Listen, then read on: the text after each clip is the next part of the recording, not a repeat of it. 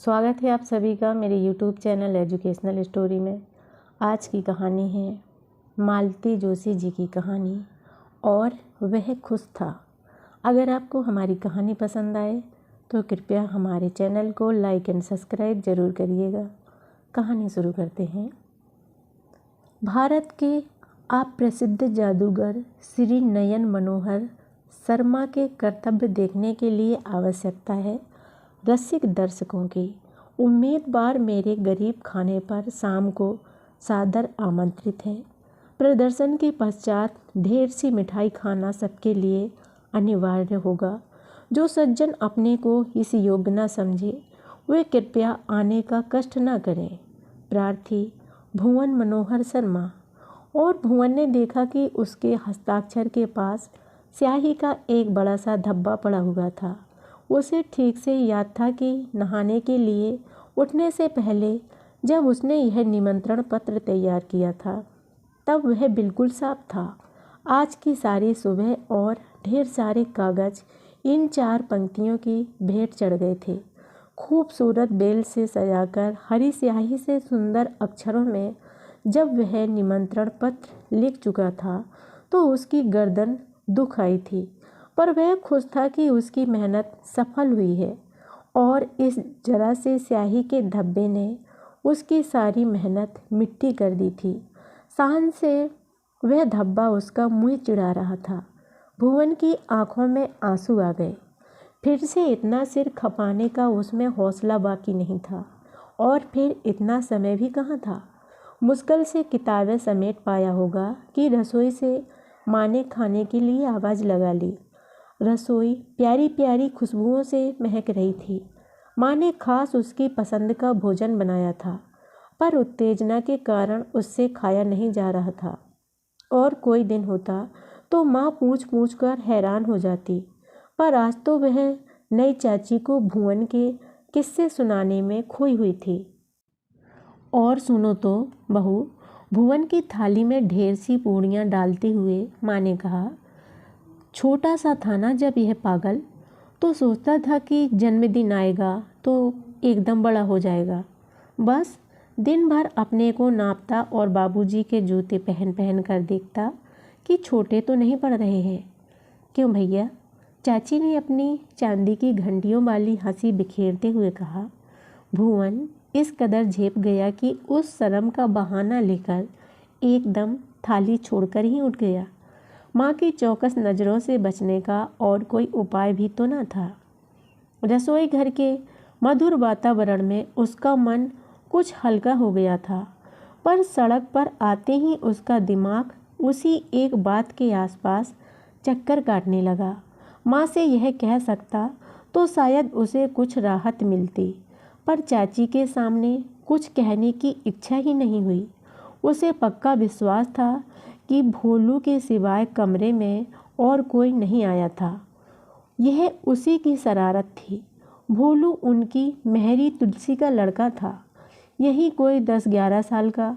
बचपन से ही घर में उसका आना जाना था, पर 8-10 माह पहले उसके पिता का हाथ मशीन की चपेट में आ गया था। भुवन की माँ ने तरस खाकर उसे अपने ही घर ऊपर के कामों के लिए रख लिया था, लेकिन नौकर होते ही भोलू में एक अजीब सा परिवर्तन आ गया था। उसके चेहरे का भोलापन एकदम गायब हो गया था। अपने होंठ सख्ती से भींचे हुए वह हमेशा न जाने क्या सोचता रहता। वैसे और लोगों को उसने शिकायत का कभी मौका नहीं दिया था, पर भुवन उससे बहुत तंग आ गया था। अक्सर वह झाड़ू लगाने के बहाने उसकी करीने में रखी पुस्तकें उतार देता। बिस्तर साफ करने के बहाने पेन या पेंसिल गिरा देना तो रोज का काम था। उसकी साइकिल लेकर बाहर बाजार जाता तो देर करके लौटता और भुवन को पैदल स्कूल जाना पड़ता। दरवाजे पर जब भुवन अपने दोस्तों के साथ गप लड़ा रहा होता तो उसी समय भोलू को झाड़ू लगाने का छिड़काव करने का मूड आता। भुवन बेतरह झुंझला जाता। कई बार तो माँ से शिकायत कर देता। माँ कभी कभार एक हल्की सी डांट भोलू को लगा देती, जिसे वह बेशर्मी से पी जाता। एक दिन स्कूल के लिए भुवन तैयार हो रहा था। भोलू महाशय ने धीरे से साइकिल की हवा निकाल दी। उसके दुर्भाग्य से पिताजी ने उस दिन उसे देख लिया। उन्होंने तो कान पकड़कर उसे घुड़क भर दिया। पर तुलसी ने उसकी वह धुनाई की कि भुवन भी सहम कर रह गया। घर का अकेला और सबसे छोटा होने के कारण उसके हिस्से में लाड़ प्यार ही अधिक आया था। दोनों बहनों की शादी के बाद तो माँ बाप ने कभी उसे डांटा तक ना था। फिर भोलू का उसे तंग करना यह कैसे सह लेते। उस दिन की पिटाई के बाद दहशत के कारण भुवन ने भोलू की शिकायत भी करना छोड़ दिया था और माँ ने समझ लिया था कि सज़ा मिलने के बाद भोलू ने शैतानी छोड़ दी है। पर बात ऐसी नहीं थी। शैतानी तो वह अब भी करता था, पर इस खूबी से कि पकड़ाई में न आए। जब भुवन रेडियो सुनता होता तो वह कुछ इस जोर शोर से मसाला पीसता या कपड़े कूटता कि भुवन को एक शब्द भी सुनाई न देता। प्रेस किए कपड़ों में जरा सी सिलवटें दे देता। किताब में रखे हुए निशान बदल देता। इस कॉपी में रखा पेन उस कॉपी में रख देना। ये कुछ शरारतें ऐसी थीं कि भुवन दांत पीस कर रह जाता, पर कुछ कह नहीं पाता था। विचारों में खोया स्कूल कब पहुंच गया उसे पता ही न चला। दोस्तों की भीड़ में वह अपने मन की कड़वाहट भूल गया। कक्षा का दरवाज़ा बंद कर खूबसूरत अक्षरों में उसने बोर्ड पर अपना अंगूठा निमंत्रण लिखा। प्रार्थना के बाद जब छात्र कक्षा में आए तो उन्होंने जोरदार तालियां बजाकर इस घोषणा का स्वागत किया। भुवन का जन्मदिन उसके दोस्तों के लिए सदा से एक आकर्षण रहा था। ये भुवन के घर वाले बहुत बड़े आदमी नहीं थे, परंतु उसके पिताजी बड़े कल्पनाशील थे। वह इस आयोजन में कुछ नयापन अवश्य लाते थे। कभी बच्चे फूल बाग जाते, कभी तिघरा बांध, कभी स्कूल के ग्राउंड में ही छोटा मोटा क्रिकेट मैच होता। और इस साल मेहमान बनकर आए उसके चाचा जी जादू के खेल दिखाने वाले थे। स्कूल से लौटकर उसने देखा तैयारी सब हो चुकी हैं। बाहर के कमरे में बैठने का प्रबंध किया गया है। खाने की व्यवस्था उसके कमरे में थी। उसे गुब्बारों से खूब सजाया गया था। 2 मेजें लगाकर सफ़ेद चादरें बिछा दी गई थीं। खूबसूरत गुलदस्ते मेज की शोभा बढ़ा रहे थे। इस सारे प्रबंध में चाचा जी का हाथ था। दिन की रोशनी खत्म होने से पहले एक ग्रुप फोटो लेने का चाचा जी का विचार था। इसलिए जल्दी जल्दी हाथ मुंह धोकर वह कपड़े पहनने के लिए कमरे में गया। देखा कि वहाँ भोलू भी है। लेटे पहुँचते हुए उसके हाथ रुक से गए हैं और वह एकटक कमरे की सजावट को देख रहा है। उसके चेहरे पर कुछ ऐसा भाव था कि भुवन को अनायास माँ की एक बात याद आ गई। एक बार भोलू के इस अजीब व्यवहार पर घर में चर्चा चली थी तो माँ ने कहा था, मुझे लगता है वह भीतर ही भीतर भुवन से द्वेष करता है। पर ईर्ष्या के मूल में उसकी अपनी परिस्थिति है जो उसे नहीं मिल सका। वह किसी और को मिल रहा है। यह शायद वह सह नहीं पाता। पढ़ने लिखने का, ओढ़ने पहनने का सुख तो पीछे आता है, पर माँ बाप का प्यार और खेलने पाने की आज़ादी, इन पर तो हर बच्चे का हक होता है। वह भी बेचारे को नसीब नहीं है। तुलसी भी हर वक्त उसे कोसती रहती है। मुझे तो सचमुच उस पर कभी कभी बड़ी दया आती है। इस वक्त भोलू के चेहरों को देखकर लगा कि माँ ने उसका मन जैसे आर पार देख लिया है। भुवन की आहट से भोलू चौंका और फिर काम में लग गया। अपने नए कपड़े निकालते हुए उसने देखा उसका ही एक पुराना जोड़ा भोलू पहने हुए है, जिसमें तुलसी ने 2-4 पैबंद और लगा दिए थे। कपड़े की जिंदगी शायद उससे बढ़ गई हो, पर पहनने वाला कितना छोटा हो गया था पता नहीं। क्या सोचकर उसने पुराने कपड़ों का ट्रक खोला। पुराने कपड़े इकट्ठे करके अक्सर माँ उनसे बर्तन खरीदा करती थी।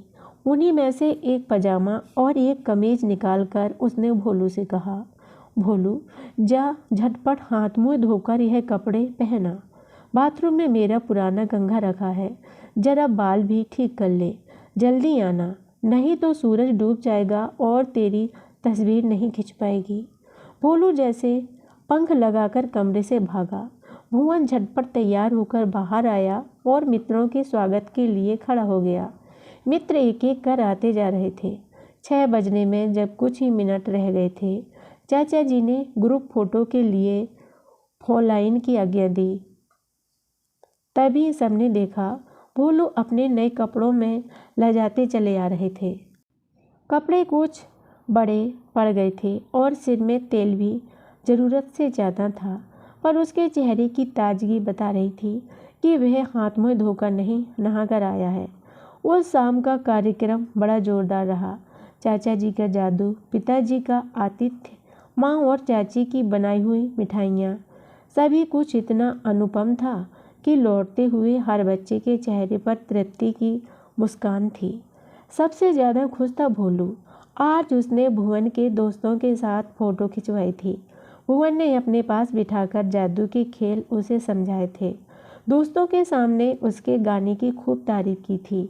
इस खुशी ने उसमें ऐसी फुर्ती भर दी थी कि आश्चर्य होता था। रात को ढक कर सब लोग जल्दी से सोने चले गए थे।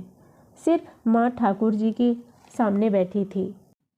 शायद अपने बेटे के लिए संसार की सारी खुशियाँ मांग रही थी। हाथ जोड़े हुए उनकी ध्यानस्थ मुद्रा भुवन को इतनी प्यारी लगी कि वह धीरे से उनके पीछे जाकर बैठ गया और अपने दोनों हाथ उसने माँ के गले में डाल दिए। क्या है रे? माँ ने चौंककर स्नेह से भीगे स्वर में पूछा। कहीं कोई शैतानी करके तो नहीं आ रहा? भुवन को हंसी आ गई।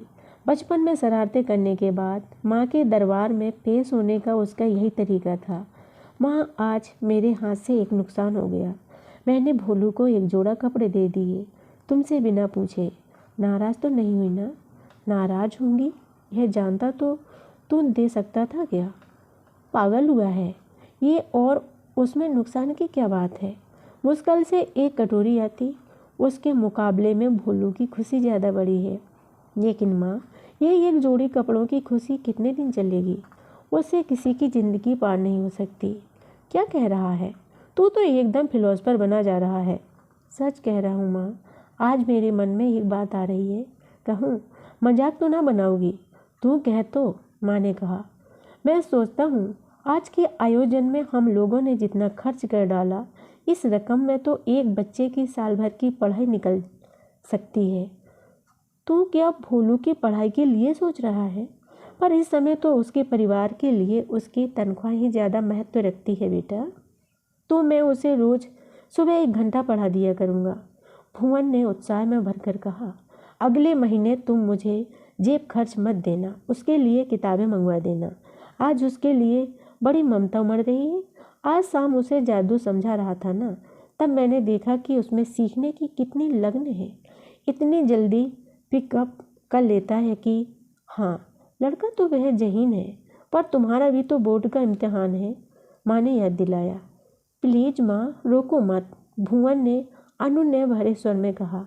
अच्छी बातें मन में रोज़ नहीं उठा करती, और जब उठे तो उन पर फौरन अमल कर लेना चाहिए, ठीक है ना? भुवन ने पीछे मुड़कर देखा। पिताजी मुस्कुरा रहे थे, तो इसका मतलब था कि उन्होंने माँ बेटी की सारी बातें सुन ली थीं। भुवन तो बुरी तरह झेप गया, पर माँ ने प्यार से उसे थपथपाते हुए कहा, देखो, अब हमारा बेटा सचमुच बड़ा हो गया है। सो तो देख ही रहा हूँ, हम लोगों के दिल में भी यह बात नहीं उठी थी। बेटे, तुम अपनी पढ़ाई डिस्टर्ब मत करो, मैं खुद उसे पढ़ाया करूँगा। हाँ, आपसे तो यह ज़रूर पढ़ेगा, माँ हंसकर बोली। क्यों, मैं क्या कोई राक्षस हूँ? आप तो जो भी है सो है, पर मुझे भी दोपहर में कौन सा काम है? यूं ही इधर उधर बैठने से तो यही ठीक रहेगा कि भोलू को 2 अक्षर सिखा दूँ, माँ ने कहा, और फिर भुवन की ढोड़ी उठाकर उससे पूछा, अब तो खुश हो ना? और सचमुच वह बहुत खुश था।